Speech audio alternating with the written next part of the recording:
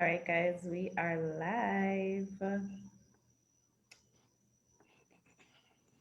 And if you guys have Facebook, like a Facebook page, you could share the live on your page as well, so everybody could see.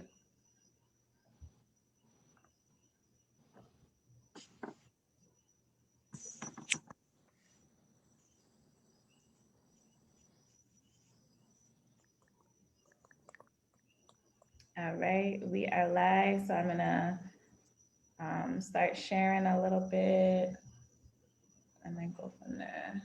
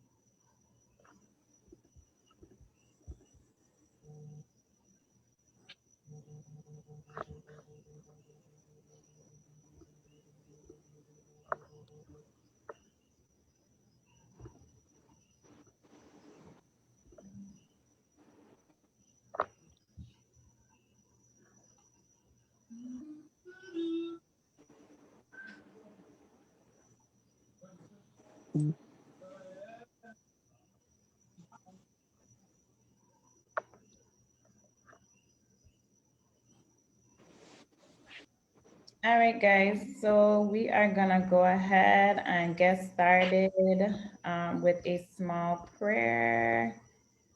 Just give me 2 seconds.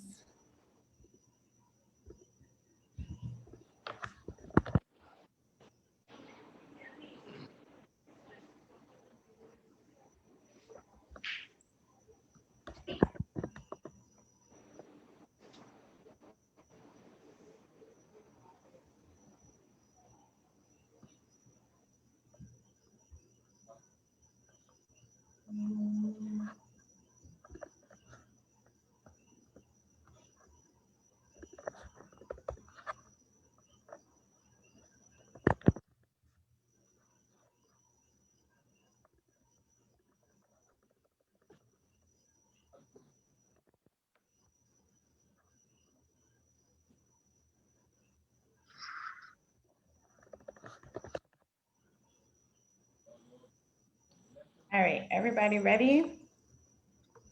All right. So go ahead. Everybody, let's bow your heads real quick for you close your eyes. Dear Lord, we thank you for bringing us here together this evening. I ask that you bless all my panelists, all our guests, all our followers, all our viewers. We thank you for the conversations that are going to happen tonight and all the great things that will come from those conversations. In Jesus' name, we give you all the glory. Amen. Good prayer. Good prayer. I want to welcome our amazing guests we have tonight. I will let them introduce themselves. I want to thank everybody for taking out the time to sit down and talk with we. So, Mr. Jason Charles, the floor is yours. Well, first thing I want you to do is just call me Jason. Mr. Jason Charles seems like an old man, and I don't think I'm up there at that point yet where I feel like it should be referred to as Mr. Jason Charles. So Jason is just fine. So I'm Jason Charles. I'm a lifelong Virgin Islander, born in St. Thomas, raised here, went to Cohen Terrace, which is now Gladys Abraham, Cancrane, Charlotte Mali, graduated in 1999. Went on, did my studies at University of Virgin Islands. I completed my undergrad in finance and business administration. I did a master's in what was it? I did an MBA at UVA, and I've worked in the finance field for some time now. Most of my career has been in the last, I guess, 12 to 15 years in working in some form or other in economic development and finance. So that's who I am. And I also do consulting and different things of that area.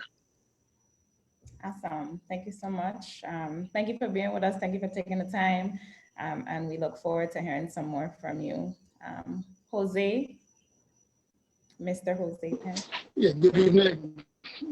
Yes. Unlike Jason, I am a older person. I am now 62 years old, and I said that because I could retire on paper. I'm a product of the public school system. Josie Strong was my school till 9th grade. Then I graduated from Udall Ken, 1976. I was actually the class valedictorian. I was all the admissions to College of the Virgin Islands, graduated a BA in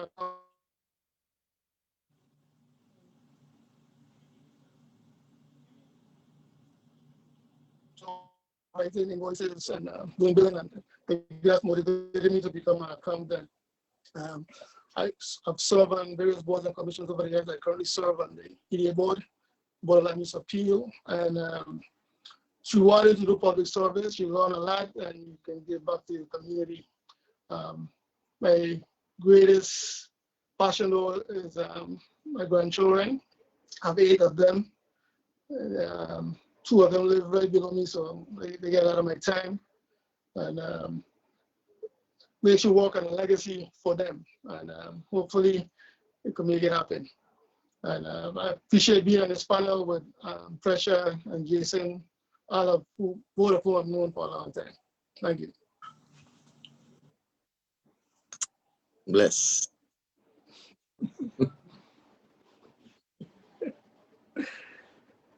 Go ahead, right?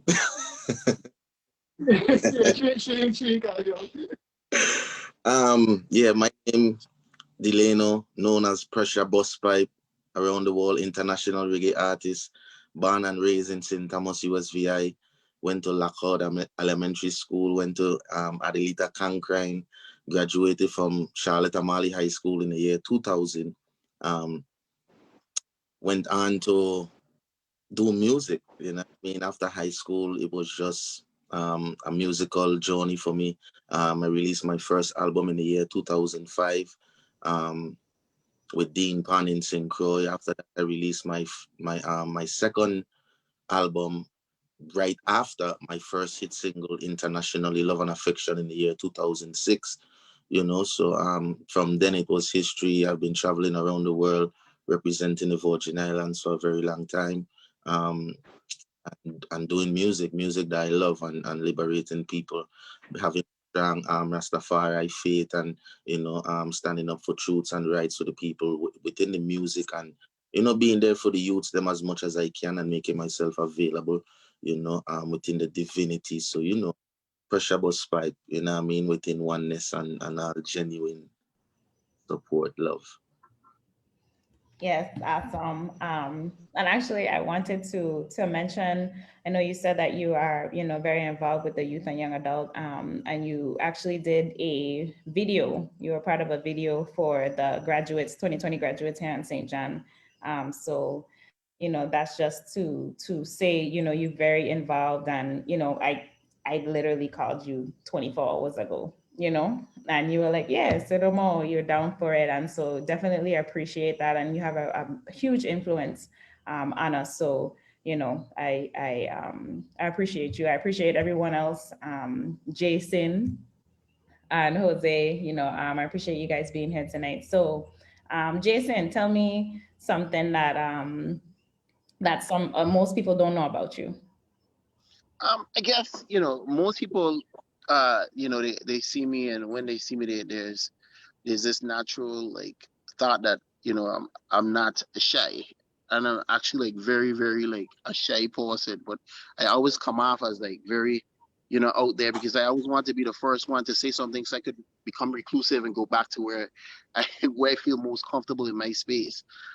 So generally, I tend to come off as very like outgoing and that kind of stuff, but my true personality is somebody that's somebody that's like really like just shy and pretty much want to be more of an observer. I like to observe what's going on.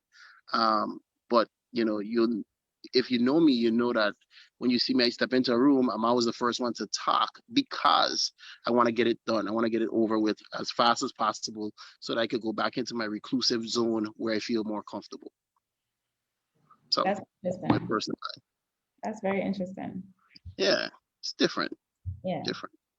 But I also want to say I really it's a pleasure to be on a panel with Mr. Penn. Mr. Penn and I serve both on the Junior Achievement Board together, where we teach young people about finance and business and entrepreneurship. So it's a pleasure to be on this panel with him as well. For years we've worked in many circles. He was the chairman of the EDA, but also a board member when I worked at the Economic Development Authority. So our paths have crossed so many times.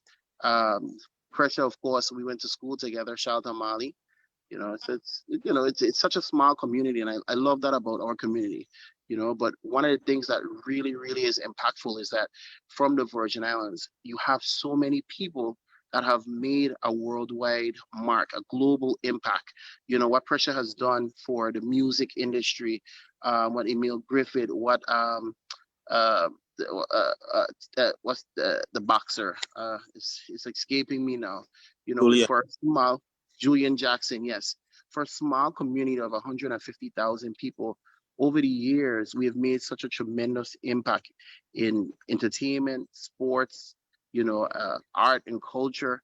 This is truly a melting pot of greatness, and it's a pleasure to be a part of that, to be a Virgin Islander. And I think as I think a part of all of our legacies here, one of the things that we champion as a group is that we always the people on this panel tonight always are looking at ways that we can be able to support the up and coming generation. And I think that is what is the culture, the DNA of what makes us Virgin Islanders, always trying to help and uplift other Virgin Islanders as they move forward. You guys agree with me on that? Most Wow. 100%. All right. definitely. What about you, Jose? Well, people see me driving around with a car for many years with a personalized plate, PURGR, and you want to know if I'm a doctor, proctologist, or something. That's a basketball name. I wasn't a great player, but I was an awesome shooter. I used to pull and that was the name I was given in college at the College of the Virgin Islands. So that's a claim to fame from back in the day. And at this point in my life, I wrote my shit and I said, you stay in the corner and I will stay on this side of the room because don't make Kobe money and I'm not going to heal up at this point in time. I like as a thing about it, we have a tendency to without doing our research, our homework, and I think that's something that we have to be better at as a community. Steps.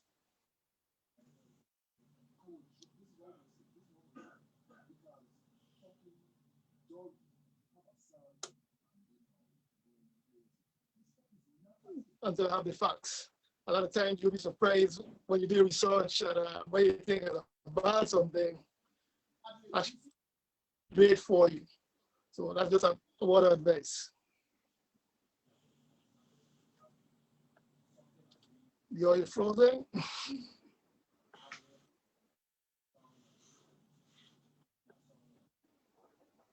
You're muted.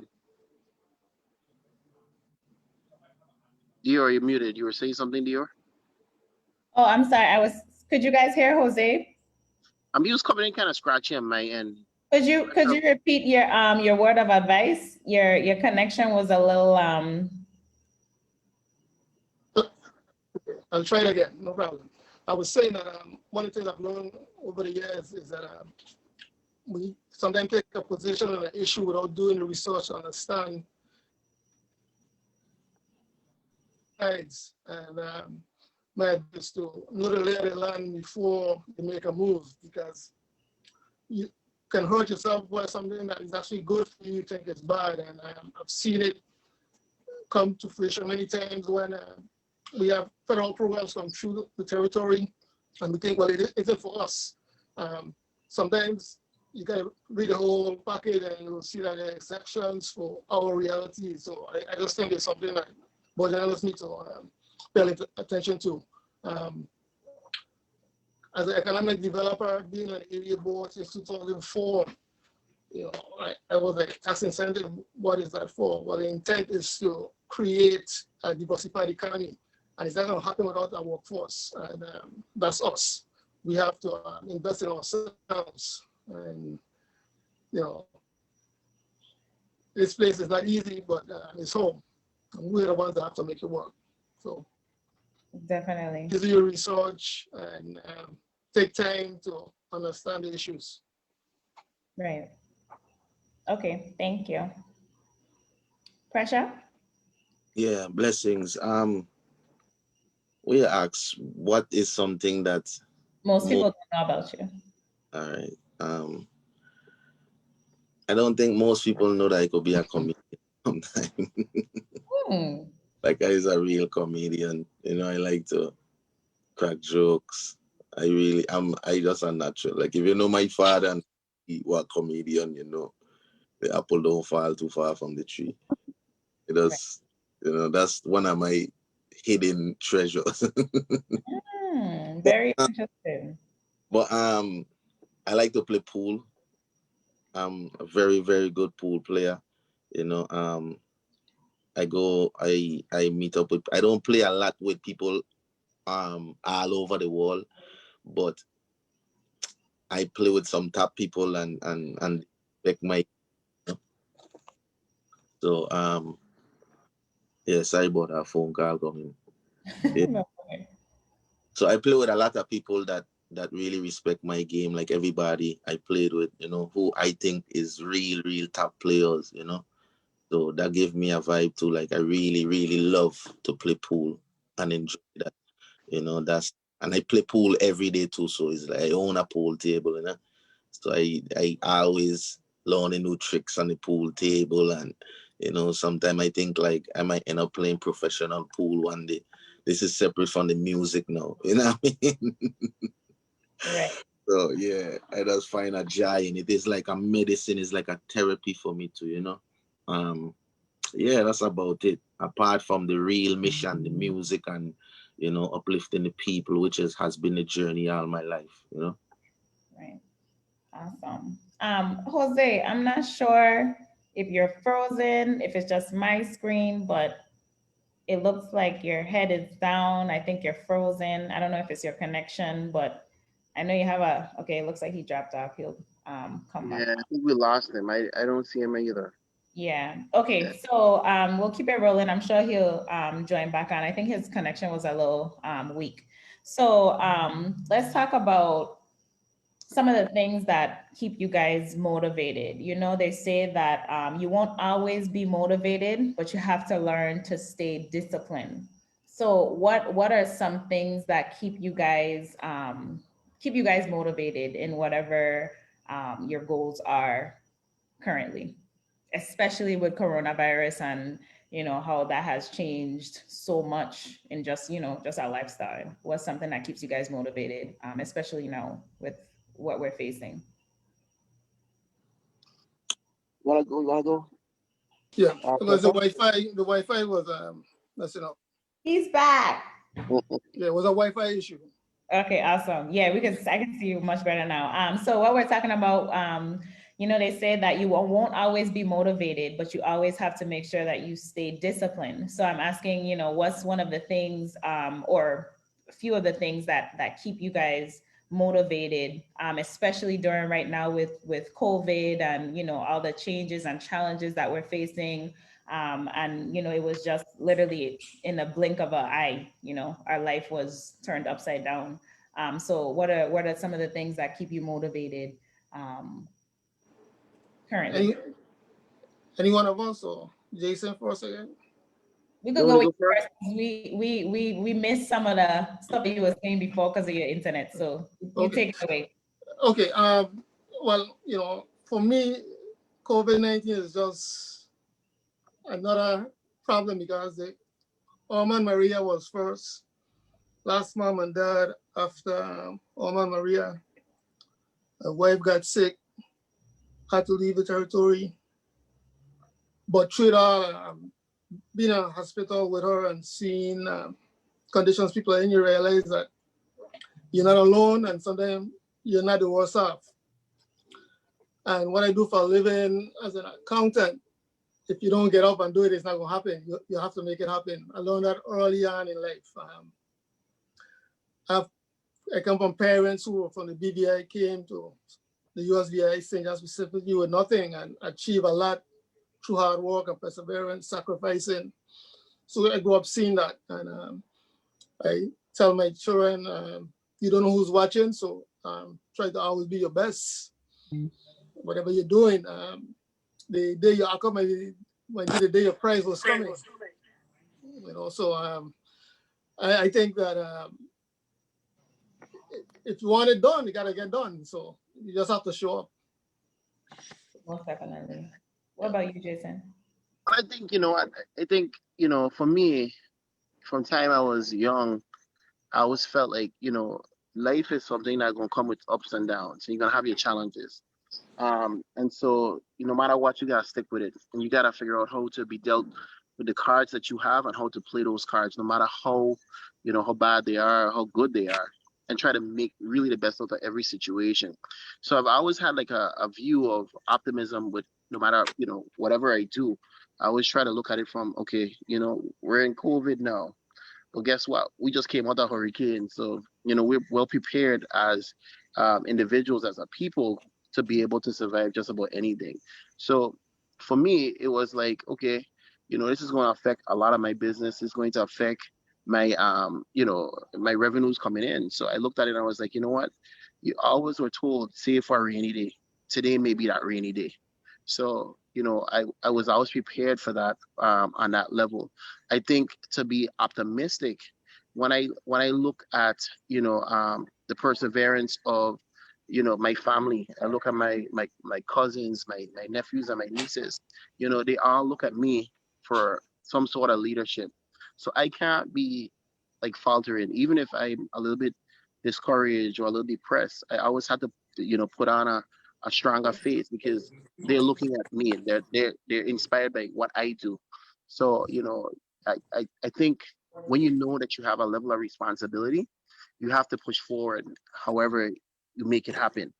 Um, and just understanding that life comes with good days, but it also comes with bad, and that's what makes it interesting.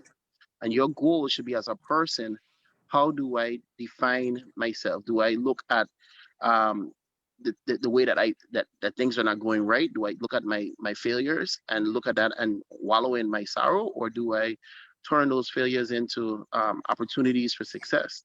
Um, and it's not about the fall, but it's how you rise. And so I always felt like it's important to just keep pushing forward. As long as my chest rise and fall every day, I have a fighting chance to do better, to make something happen, and to correct whatever mistakes I made yesterday.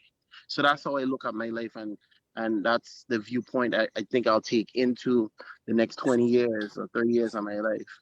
Right. I like that. I like what you said. It's not about the fall, it's how you write it. Yeah. Yeah. What about you, Pressure? I know your career was probably drastically affected, and you had to Oh, make most definitely. all these Most definitely. adjustments. So I what? am, yeah, I am. Yeah, it's been a rough year for me, but the fans, for the most part, have been keeping me motivated. Lot of hard work, lot of hard work still. Trying to keep motivated and just staying in the studio regular. You know, recording. And working with other youths. It's hard not being on the road. It's hard not being on the road and performing in front of the people. This is how we survive. Right. So we've been working hard all our life, to hit the road and to be able to tour the world and promote music for the world. So, for me now, I'm charging monies for recording. It's like monies have to make other ways. So it's a blessing and a curse. I mean, you gotta keep it real too. Mm-hmm. Yeah, because I'm never going to work for somebody. Always gonna work for myself. You know what I mean? You will never. That's not me. I already make up my mind that if I can't find work, then I going to make work. You know that I ain't gonna never be unhappy because things slow. I gonna find work. I gonna make work. However I go, I gonna make it work. Because Jah blessing and Jah know his people out there. Jah never fail me yet. So Right. even to die in itself, Jah to motivate me in ways that, from I take one step forward, Jah to help me with the next step. And more time, even if I have to take 2 steps backward, it's only for the big leap. It's only for the big jump. Yeah. 10 steps forward, you know what I mean? So I don't really worry. I just humble myself and stay true to myself, and don't let the times make me change my disciplinary ways. And you just have to stay true to yourself, and everything will come full circle. A lot happening right now in the world with COVID. You have to stay safe. Is a lot of things are happening. We get a new president. Just a earth cycle running right now, and we have to pay attention to everything what's happening around us, and remember to be true to yourself, be humble, and pay attention for the most part about and things that's happening around you. So yeah, man, it's just a upful vibes, and that spirit transcend to another, and the energy bounce off, and the artists them that I'm working with, they feel the energy. I keep them energized. When they come around, they get that, they like, yeah, let's work. You know what I mean? Because I keep them with that energy there, and that's what it's all about for me. The youths them for the most part, paving a way for them and making sure that the bridges that I didn't have when I was coming up, I could now bridge something so that the youth them have it a little bit easier to be heard out there from the Virgin Islands especially. So it's a big picture, but yet still it's a long journey. Yeah, so we just have to continue footing and making it work, and don't ever give up the fight.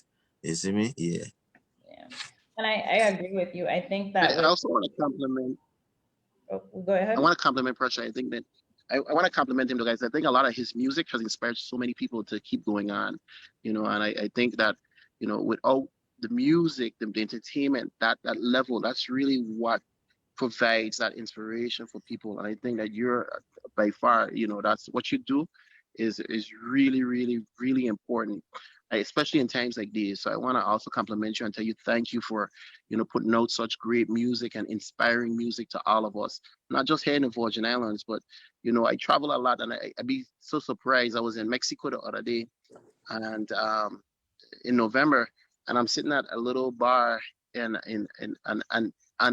it's like a local bar, but some people are playing different music, and Pandora and your song came on, Your Love and Affection, and people were there knowing rocking to the song, and I'm like, these are people like on the Pacific side of Mexico, and they rock into your music, and I was so inspired and so like just like it would just warm my heart to know that. So you keep doing what you're doing, man, because your impact is Respect. truly global and truly global.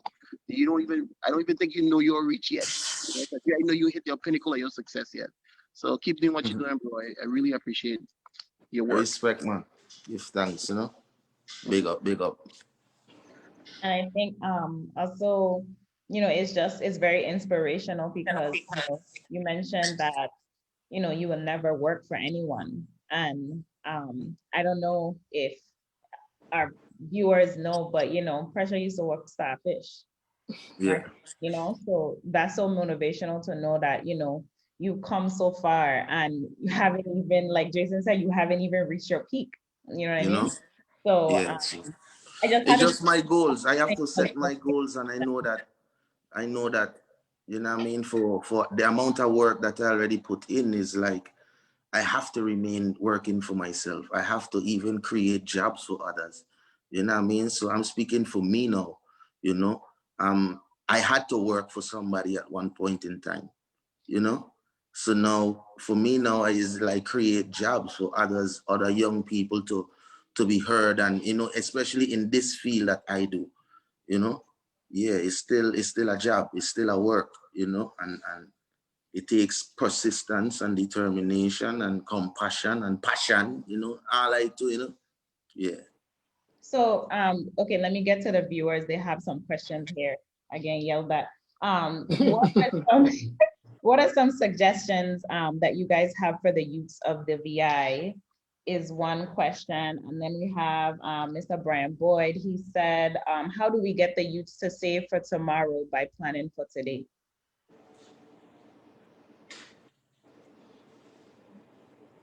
I think that's a great question. I'm gonna if I can jump. Do you guys want me to jump in first? Is Yeah, that go fine? ahead. Go ahead. Yeah, I think it pushes me back to my junior achievement experience. As a volunteer, I remember Mr. Jose Penn in 2000 and then like 11, we went into Alita Crime School and we wanted to teach the kids about budgeting, you know, and how budgeting works because a lot of young people, we don't really teach our kids how money works. And I'll never forget this experience. I was in the class trying to teach these students about budgeting, and it just wasn't going very well. And the teacher said, "You know what? I'm going to help you, Jason. Let me show you how I'm going to do this." And she pulled out her check stub and she put the budget up, and she was like, "This is what I make. This is my gross income. This is my net income. I have 2 kids. I'm a single mom.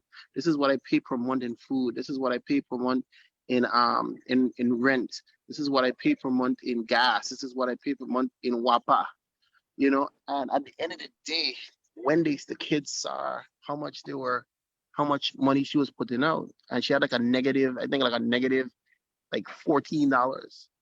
One child, of course, when you put out your pay stub and them kids hearing your personal business, everybody listening. So when they get to the bottom of it and they realize that she was like negative $14, the class was quiet. And then one student said, "But Miss So and so, how you to live, man?" And at that moment, I realized that it was important because they got it. They understood the importance of saving, understood the importance of how money works, and how to be able to start to design a career that may possibly not only bring you passion, but help you to acquire the things that you want. And I think for us as a community, I think one of the challenges that we have in the Virgin Islands collectively, and if I want to be real, is that we don't teach our people enough about money and how it works. And that's why you see we have bad infrastructure, we have bad roads, because a lot of times, we don't have those people that understand. We have leadership, but a lot of these leaders don't have that capacity in that area. And so I think for us to be able to be a stronger community, we have to focus on teaching our young people, our youth, the money market and how money works. I think that's so important. Yeah, Mr. Jose, then you could expand on that a little bit more as well, because you are Uh, also on a junior achievement board. I think well, exposure has something to do with it, like a big thing to do with it as well. Like we're not exposed. to so many things. A lot of kids never even been to the BVI before, you know what I mean? Mhm. They've never traveled, so they don't have the exposure to these different things. And there's so many things that, here the village raises a child. So, we're ways to save for a rainy day, or instead of investing or budgeting our money, you know what I mean? So it's, I think that plays a major part in it as well. If you bear with me a minute, like Jason keep referring to junior achievement, and that's something there to my heart because it's a foundational program, and I wanted to actually start pre-K if possible one of these days. When you talk about a paycheck, you have some people who focus on net pay, some gross pay. As an employer, a business owner, I look at total payroll costs. What does that employee cost me? Because it's more than what I pay him or her directly. I have to pay certain benefits as an employer match. And that's the lesson that we have to teach, that, you got to know the full story. Because if you're going to price a commodity, a precious CD, and you don't factor in everything, you're not going to have the funding for the next go round. Dior, when you spoke to me about being on the panel, I guess I was reluctant for a moment, and I said, it's an opportunity to talk about where I am in my life at this moment, because I'm 62 years old, and that means I could retire. At least, like I said, I thought I could. Then I got my Social Security statement, and he said, yeah, you could retire at 62, but your benefits will not be at 100%. I need to be 66 years old, 8 months for 100%. They have formulas, but you got a step further. The brochure says that Social Security benefits are not intended to be your only source of income when you retire. On average, Social Security will replace about 40% of your annual pre-retirement earnings. You will need other savings, investments, pensions, or retirement. What Jason does for a living, or did, investing money, have money, making money, these are things that we have to start thinking about. The cost of living in the Virgin Islands, St. John especially, is prohibitive. After the hurricane, we had the Fed that represent the Virgin Islands come through. It's the New York area Fed. And I asked them, I said, well, how do you make decisions for the Virgin Islands when our power is 3 times as much as your average? You can't contemplate 40 cents a kilowatt where you're paying 7 or 10 up there. We make less money with a higher cost of living, but that's something we have to work on. We have to figure it out. I'm looking at my statement, and I made money from 1974 when I was in high school, and had taxes taken out for Social Security and Medicare, but ain't enough to live on in St. John. So you have to have a plan. And they also make an interesting statement. They say that we live longer than ever. The typical retirement age 65 will live till 83. How are you gonna fund that 18 years? There are some people that don't pay any Social Security. They have a job off the books, and they think they're ahead of the game. You have to manage your money. Whether you're a musician, a financial planner, or you have a trucking company, management of yourself and your resources is essential. And I think that as a community, we can't keep ducking that issue. We have to do things better. We have to do it right the first time, because sometimes we don't get a second chance. I was a Boy Scout, and that was one of the best experiences in life, because the motto was be prepared. And I remember when I gave my 9th grade graduation speech in St. John, I talk about opportunities not being guaranteed. But Lord, if you have one and you can't take advantage of it, that's sad. And many of us, that's the role where we find ourselves. So I want people to always be prepared.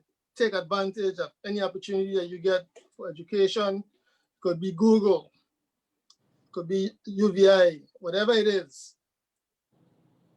take advantage of it and try to apply it, because you influence other people.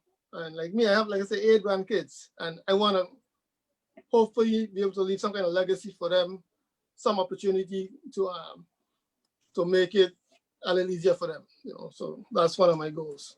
And I applaud again Jason for the work he do with Junior Achievement, because he telling me about what I do. I'm a board member. He is somebody out there that gets in the nitty-gritty, and that's important. Similar to what Pressure does, mentoring other artists. So I admire you guys for that. Thank you. Pressure.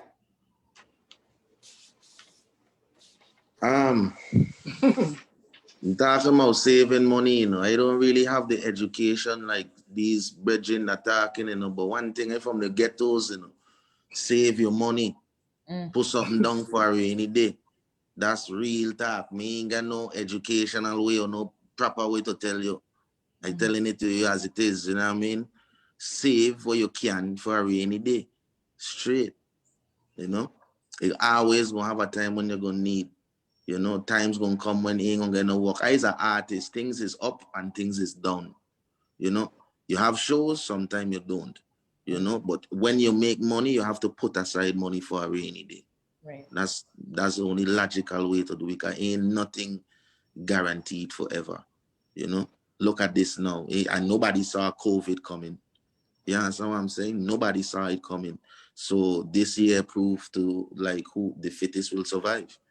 You understand? Who been saving their money and who has not been saving their money. You know, this year has been proving that. You know what I mean? So yeah, I still holding firm, you know, because of that, because I've been saving money. You know what I mean? So I listen to what Jason said and what Jose say, and they definitely on point, you know, but I don't have the problems like the WAPA problems. I understand that. You know, America is different. And they don't shut off flight wrong when they're ready to. So it ain't much different. You know what I mean? But save your money. Save your money. Don't put your hand where your hand can't reach. Don't hang your hat where your hand can't reach. Simple. I like that. So I think that was really evident for Orma, because you know, in a matter of what, 6-8 hours, some people went from having 2-3 jobs and you know all these materialistic things, and in the blink of an eye it was gone. So you know, I think that kind of showed us, you know, that like you say, you have to save for a rainy day. But right now, you know, I think both of you, and that's why this group is so diverse, and it's good because like you say, Pressure, you know, you from the ghetto and you save for a rainy day, but then you have another facet where it's like, you know, you have to invest and learn how to budget and learn You the have to. financial literacy. But I think that that's a major issue for us as well. A lot of, you know, even like people my age, they don't really understand financial literacy. They don't understand taxes and how to invest. And Nobody understands taxes.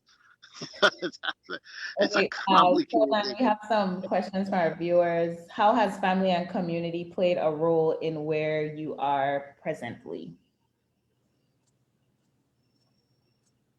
For me, family and community is everything. You know, my family I've been the closest with my family more than ever throughout my career, because if it wasn't for like my mother, you know, I probably wouldn't have the stability to even push forward and do music, you know, and she helped me out in times when I really needed it. My sister was there for me in times when I really needed it. So to me, family is everything, you know what I mean? And my community, where I come from, you know, it's a lot of love. You know, it's the same people, a lot of people I grew up with is still around. My uncles, my aunts, you know, friends and family that live in the community. You know, everybody that's around is love, you know, and of course, everyone is human and entitled to, you know, everything, especially from the troubles and stuff you may face from day to day, you know. But a community is a community where people should be able to come together and love and show and teach and stuff like that, and people could learn easily from stuff that's going on in the community. That's community for me, you know. Yeah, so family and community. Well, family for me is everything. Community is where I come from, and it really build me, and make me stronger. The village. Yeah. Yeah. Anybody else? Well, Well, I think every time I hear Pressure say about the ghetto, I smile, right? Because when I saw Passing Garden the first time, I was like, wow, people live like this. I was like 1964 is when I ventured to St. Thomas and I saw it. And I want to say that I grew up across from the Inner Head landfill back in the day. Bathe outside, outhouse.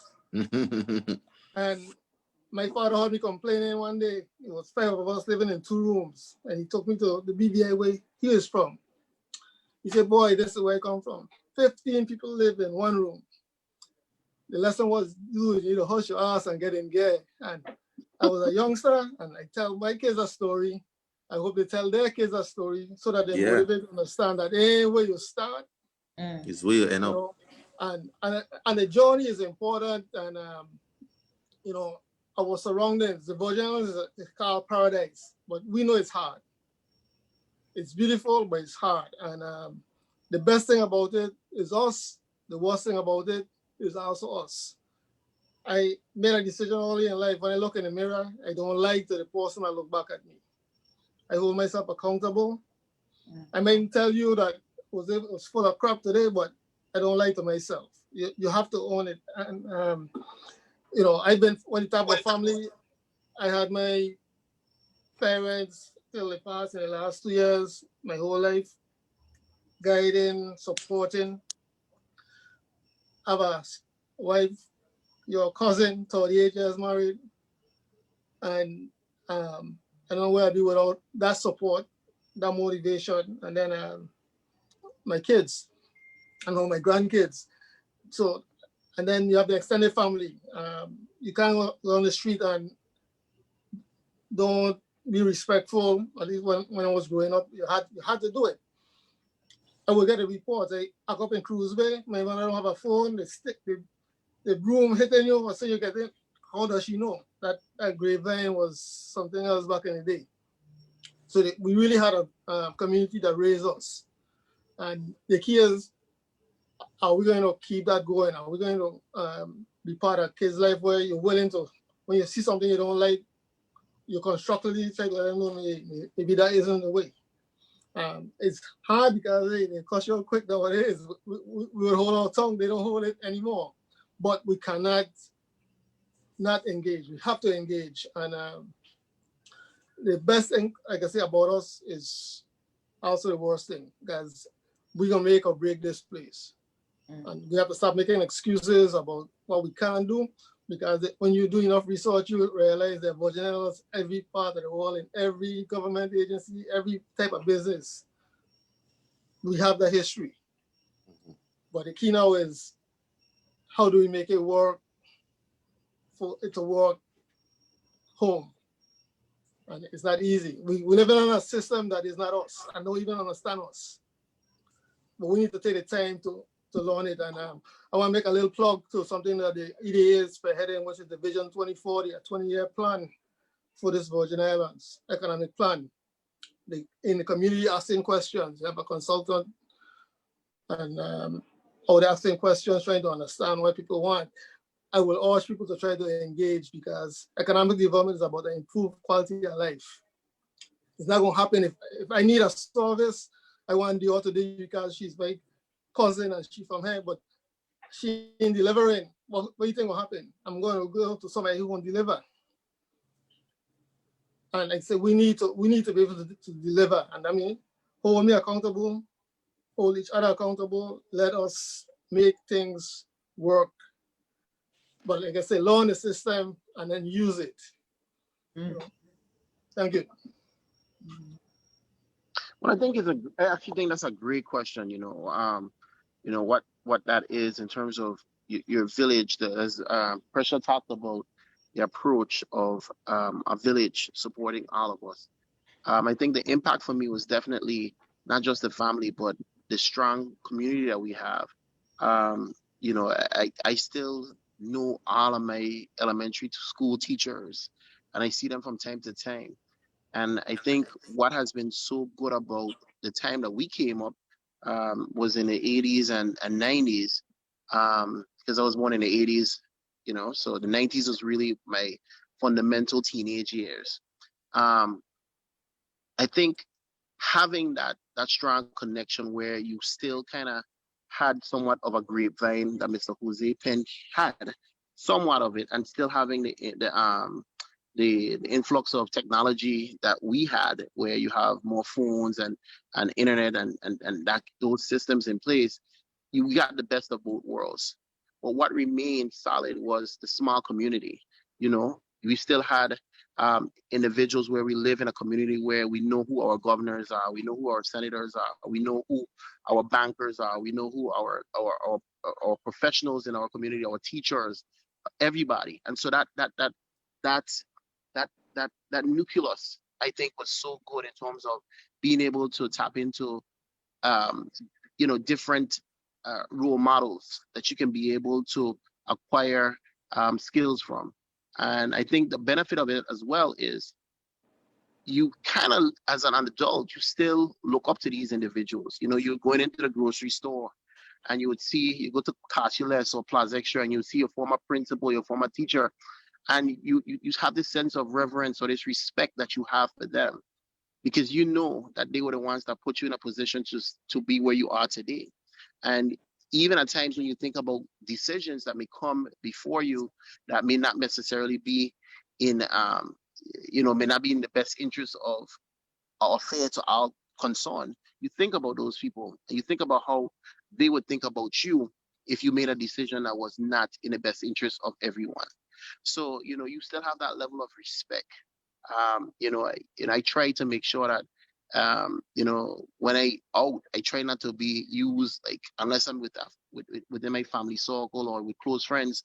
I still try to not use cuss words, because I know I wouldn't want somebody, like, a former teacher of mine to hear me out there, playing man and using cuss words and being disrespectful in that manner. You still have that sense of respect among you, because it's such a small community. So I think growing up here has given us a special edge over someone that grew up in, like, New York, in the Bronx, because they don't have that connection to community as strong as we have that connection. So I think it was a benefit, and I think that the family ties and the relationships that we have, as you said on this panel, Mr. Penn, Dior is your cousin, so we are like 2 or 3 separations or degrees from each other, and that's a beautiful thing, and that's what makes us special. And as you also stated, it also is a challenge for us as well, because when we have crime and we have people that do other individuals here, we don't like to talk about it because we know it's our family members. And that's the ugly side of it. We don't report things that we know, and that's the challenge as well. So, you know, it has its good, and it also has its bad to it. Yeah, I agree.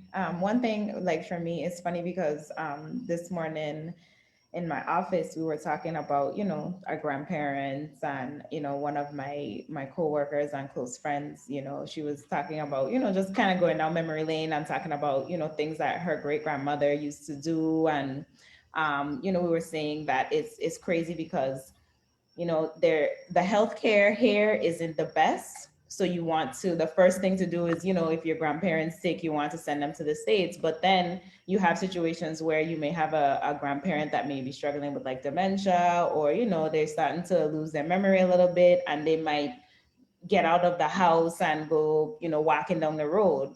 But you don't have to worry, because I gonna see them and be like, oh, my that's pressure grandmother, let me call, let me call pressure, or let me take care of her. So it gives you that comfort.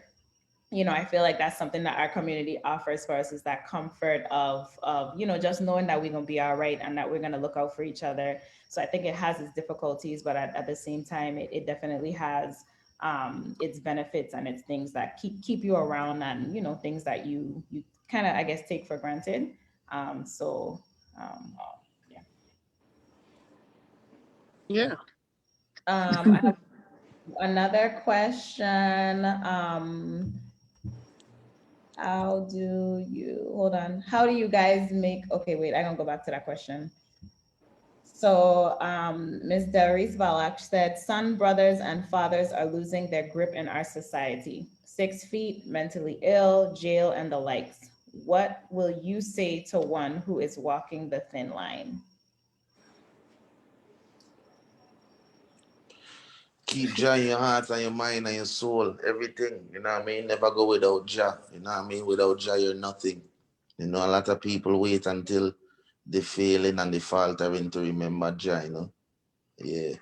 You know, the unseen. Some people love what they've never seen, and some people love what they've seen and love what they've never seen and don't love what they see every day, you know. Yeah, you have to just keep Jah in your heart and mind all the while, you know. I just like to say that stress is a real thing. It gets to you. It'll bring you down if you allow it, and you have to ask yourself, okay, I'm here, so what am I going to do? Like I say, you got to show up every day, every time. It's not always easy. The all you talked before about discipline, having it, and I think Jason has it, Delano has it. I think I have it to an extent, and you have it to get done. So you know, get up in the morning, yeah, you go say one extra 10 minutes, it become a half an hour, or you get up 5 minutes earlier and get where you have to go to get a car ready to go, because hey, nobody else gonna wash that car today. You need it for the customer, you know. And when person talk about working for yourself, I smile because I think probably have 3 businesses: trucks, apartments, and rental cars. When I'm washing a car, cleaning a bathroom, and then the next minute I try and catch a boat or go to a meeting and a coat and tie. That's the reality of the life I lead. Yeah. But I saw my dad would go to a dance in his big truck in a white suit. That's the only vehicle I had was a big truck, a dump truck, you know. That's what he used to drive. And like I said, what I taught me was that, hey, I'm going to do my work, I'm going to have my fun. Next morning, he's ready to go. And I try to follow the model and instill that with my kids to understand. And when you're from St. John, you catch an early boat to get to school, you know, you think the world is on top of you, and then you meet somebody from the ghettos who say the household had about 10 of us and 1 bathroom.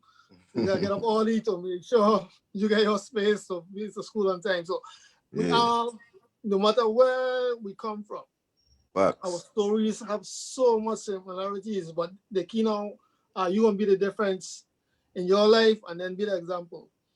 I've had occasions where people have come to me and say, well, Mr. Penn, you know, something you told me in high school is why I have a college degree. And I'll be like, really now? You know, the influence, what I don't have the influence what pressure have, but it's surprising that something, just a kind word, when Ms. Fala talking about people under stress, sometimes a kind word brings somebody back from the edge. You know, so it's life, you know. You can't see them doing BS and don't say something, but by saying something constructively, showing that, you know, you're looking and you care, something may help bring somebody back. And sometimes it helps you bring yourself back because you force yourself to say, well, okay, hey, I ain't too far from where that young lady is right now. You know, that stress getting to me. So, you know, as a community, we have to look out for each other. And like I said, that's also holding accountable. You know, if you see me down the street doing something you don't think I should do, not because I am this senior citizen and you don't say something, no, that's on you now. Yeah. You just people took it just out want for the me. love and support, you know. You know, yeah. Yeah, you have to support one another and love one another. That's the ultimate. Let's go to one more question. Kaden Richards asks, how do you guys make your money work for you? Portia, I know you started off saying that you know, you'll never work for anybody again. So I think that's a good question. And you know, you've come so far and, you know, still haven't reached your peak. So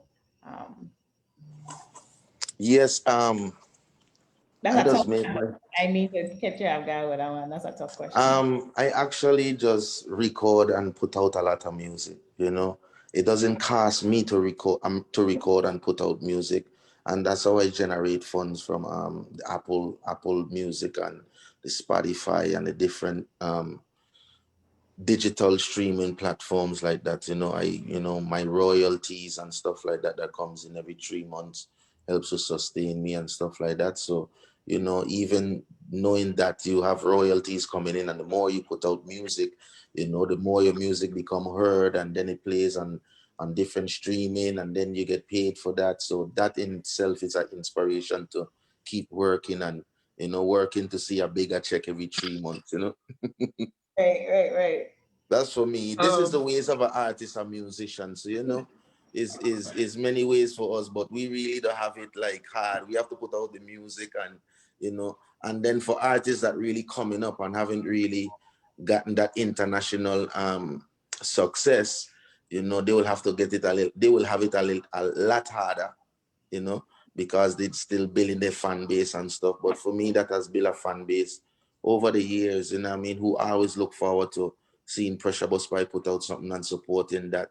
I depend on my fan base, at the same time. So that's why fan base is everything. They're my inspiration, to keep creating music and stuff like that. I like to say that, I admire the entertainment industry, but I think people need to look at like the value of Apple Stack, the streaming platforms, the investment that people make in those numbers are daunting, and that's something maybe one of these days Jason will give all of us a little primer on investing your money, because Pressure Talk was saving it, that's the beginning, but the key now is how do you make it work for you? Right. Money makes money. I think that's something that we take for granted at times. When you buy a home, you want to keep up around it. People get, oh, why he's so particular? No, it's because that investment can appreciate in value as well as depreciate. It's what you do with it. And I think that's what goes in anything in life. If you run it down, the value will be down. You nurture it, the value goes up. I watched a little thing with Lil Wayne supposedly selling his royalties, not his royalties, but his masters or whatever. I don't know what the background story is, but anybody in music need to understand what it means to own your master, what rights you have. I look at the Ray Charles story, and that's why I was vibing on that story, when he could ask for his masters. And anybody else in any field, you need to know what makes it work, how is money made in that field. And a lot of things that we take for granted, you might be surprised that that little old man over there, boy, he got a dung pot. You don't know what he's sitting on, because you have the knowledge. Knowledge is power. Yeah. Well, if I could jump in a little bit here, because I know we're getting close to the time, and I know I probably have a minute on this because it's about 9 o'clock. So I just want to kind of jump in and say just a few things. One is the success of Pressure is great, but a lot of us are not going to become artists. A lot of us are not going to be able to be as successful. You could follow your dreams, but you should always have a plan, another plan as well. And so what I would say is, you master multiple skills. Like I worked for years in the field of finance, but as like I didn't particularly, I also knew that I needed to do something independent for myself. So I started looking at other ways that I could be able to start to make money. And from time I came out of college, I would work in a day at an EDC company, when in night sell fish. People don't even know I used to sell fish, mahi and wahoo. I know how to cut them up and bag them and sell them to different people. They had the roe in between. A lot of people from Dominica love the roe. That's like the caviar. So I always try to always make sure I had some other means of having another income. The second piece of that is, what do you do with that income? How do you make that income now work for you? And so the goal for me was always to be able to try to develop something that, even if I step away from it, is still making me money.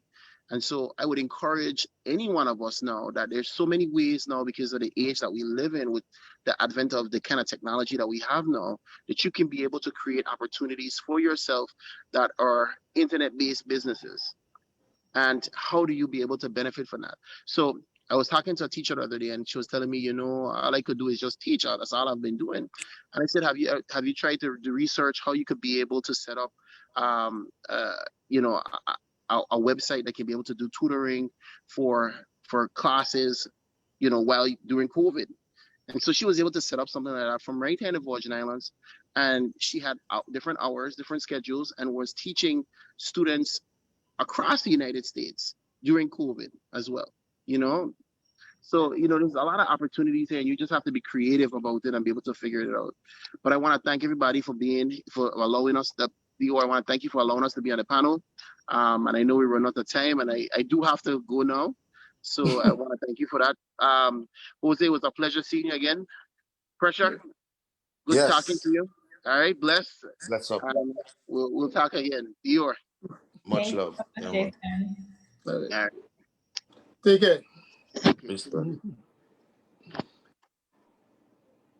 All right, so Jason had to drop off, but I do want to, I know our time is running short, but if you guys could bear with me for about 5 more minutes. We did have Mr. Sherman Brown. He said mentorship is imperative. These men were and still are the M&Ms, mentors and models. We need more folks to also take up the mantle to impact boys and young men in the VI. So, I just want to, I couldn't move because I'm doing so many things, but you guys were spitting like just pure facts. And, this is stuff that it needs to happen more often. I wish I could take notes and, because you guys are really just really doing it. And so I appreciate you taking all the time. And, I hope that the men and women, young or old, who were able to view tonight were able to get some good information and just be able to use it. So Sherman also said stocks and equities, real estate, product development, it's imperative to identify income generating assets. So Pressure, one more thing from you. You know, I like to big up Sinjan because we're forgotten about a lot. And you used to work Never, with fish. never, Yes. never, never. And so just just tell us, give us a little quick snippet of from Starfish to kind of where you are now, because we Oh have Lord. I think my career started at Starfish Market. I go way back before Starfish Market. But that was where I met you. That's why I brought it up. Yeah. Starfish was when things get hard and I had to go look work. But yeah, I had to go walk. I had to go look work. Big up the whole Starfish Sinjan, man. You don't forget me at all. no. You know what I mean? I don't forget me at all. And I don't forget I neither. I still Nedra, Linice, the whole, it's so much to mention. Enough of them. Enough. From then, a lot of people remember me singing in the Delhi, doing my thing in the Delhi. People come to get the sandwich and thing. I in the back of the Delhi chanting and, but it transcended from then. After that, I went to work for Department of Licensing and Consumer Affairs, right? And I had liked the job. I was a little bit more free, they give me a truck to drive around and things, so I was a little bit more free on the job. But it still wasn't what I wanted to do. It wasn't where my heart was. So at the time, Rotnick from St. John was the commissioner, licensing and consumer affairs, and I tell him, I said, listen, I want to probably quit this job and go to America and try follow my dreams as an artist, And he was like, well, you don't have to quit. I could put you on a leave for a year. If anything doesn't work out, you could probably come back and get your job, I was like, I ain't coming back.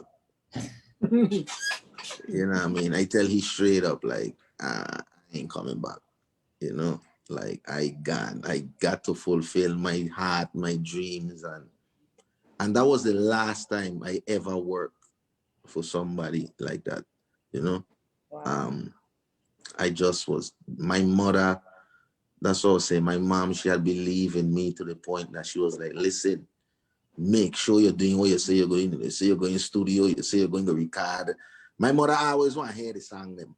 Mm. She's like, let me hear what you do when studio go do. And she loving it all the time. She loving it all the time. Every time she hear a song, she feel proud. She's like, yes, I love this. This song real good. You know, so more than her just making sure I doing the right thing, she actually want me to keep making music. She love the music that I make and she's seeing the vision. You know, so I went Starfish. When I was working Starfish Market, I just had my son, you know. So things are really get hard. I couldn't, it wasn't about me anymore, you know. I didn't want to work for nobody after high school neither. I was so determined that music was going to be my destiny that I wasn't going to let nothing get in my way, you Right. know. But I had to do something. I had to pay the bills. That's Yeah. all it come down to. So I had to go find work. And it reached a point where I was like, listen, this is not going to be my life. I am not going to be settled like everybody else who is like, oh, you working for the government, you get benefits, you go to why you gonna quit that to go and you don't know what's gonna happen. You Mhm. ain't like you getting a record deal already, somebody gonna sign you tomorrow. You don't even know what's gonna happen. You have a good job, you getting paid, you have benefits. You know, like why are you going to quit this job? All of that I was hearing along the way, you know. And I don't see them same people working the jobs they were working and I walk in for myself. Mhm. You know what I mean? And I've seen all the places they've had on their bucket list. I've been there more than once Wow. because I was determined to follow my dreams and to make it come true. Yeah. You know, I worked on my craft day in, day out. When people see me in the Delhi in Starfish Market, I didn't want to be there. My mind was on the stage. That's why when people come in, they hearing me singing. Because I had visions of me performing on a stage. My visions wasn't in this market, you know. You did I what you just got to do. appreciate that all that it did for me and helped me grounded and all the ones them that who are around was like, yo, pressure real. Cause nobody didn't expect me to stay there anyway. People were like, I know he gonna quit soon. You know what I mean? Mhm. It was just one of them stepping stones for me.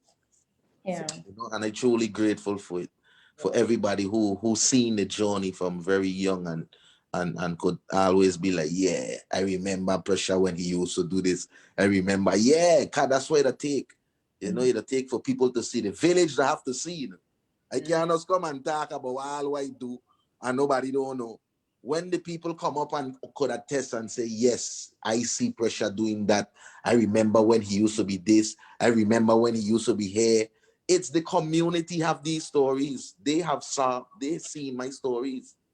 You know, my story is a Virgin Island story. A You know true what I mean? balance story. So it's all love, you know, it's and the journey still continues. Yeah. Yeah. And that's so admirable that you know, you had that you had the faith to kind of step out and know like this is just a stepping stone. So, Yeah. you know, I think that's definitely a message to a lot of the young men too. You know, it's where you are, you don't have to stay there. It's just a stepping stone. And, you know, like you say, you used to be in the Delhi, visioning yourself on the stage. So, you know, Yeah. that's very admirable and it's very motivational as well. So thank you for sharing that with us. And just so Yes, you know, sir. the viewers on Facebook is like Sinjan massive, Sinjan love pressure. So know your family bigging you Big up. up Sinjan. Love, love.